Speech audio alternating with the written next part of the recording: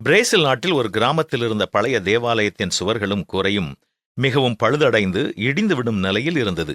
ஒரு ஞாயிறு ஆராதனையில் போதகர், நாம் ஆலயத்தை செப்பனிடும் பணிக்கு நம்மிடம் போதிய பண வசதி இல்லை, எனவே அதற்கு தேவையான பணத்தை நாம் சேர்ப்பதற்கான ஒரு சிறப்பு நிகழ்ச்சி நடத்தலாம் என்று முடிவு செய்துள்ளேன். உங்கள் அனைவரின் ஒத்துழைப்பும் தேவை. அந்த குறிப்பிட்ட நாளில் சம்பளம் வாங்குபவர்கள் பணமாகவும், தொழில் செய்கிறவர்கள் தங்களுடைய தொழில் சம்பந்தப்பட்ட பொருட்களையும் ஆலயத்தில் காணிக்கையாக கொண்டு வந்து வைத்தால், பொருட்களை நாம் ஏலம் விட்டு அதன் மூலமாக வரும் வருமானத்தை இந்த பணிக்காக சேர்த்துக் கொள்ளலாம். கடவுள் உங்களை ஆசீர்வதிப்பதற்கு ஏற்ற பொருட்களை கொண்டு வாருங்கள் என்று அறிவிப்பு கொடுத்தார்.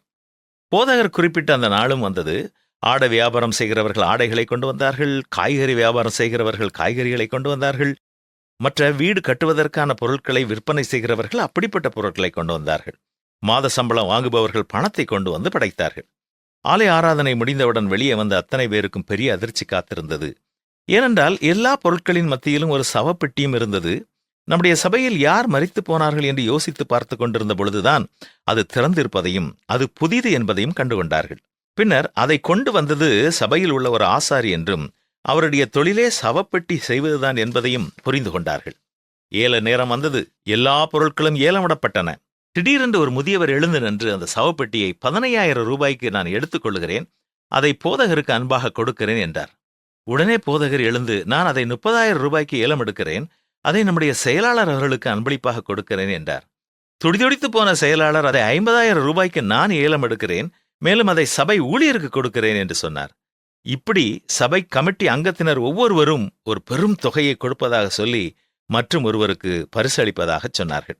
பின்னர் சபையில் உள்ள செல்வந்தர் ஒருவர் அதை 3 லட்சம் ரூபாய்க்கு தான் எடுத்துக்கொள்வதாக சொல்லி அந்த சவப்பெட்டி செய்யும் ஆசாரிக்கே அன்பளிப்பாக கொடுப்பதாகவும் கூறினார்.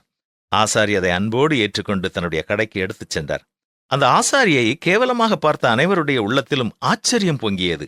இந்த சாதாரண ஆசாரியை எவ்வளவு கேவலமாக நினைத்தோம், ஆனால் இவர் மூலமாகத்தான் பெருந்தொகை ஆலயத்திற்கு சேர்ந்திருக்கிறது என்பதை நினைத்து வெட்கப்பட்டு கொண்டார்கள். கடவுளுக்காக நாம் கொடுக்கும் நன்கொடை எது என்பது முக்கியமல்ல, என்ன எண்ணத்தோடு கொடுக்கிறோம் என்பதே முக்கியம்.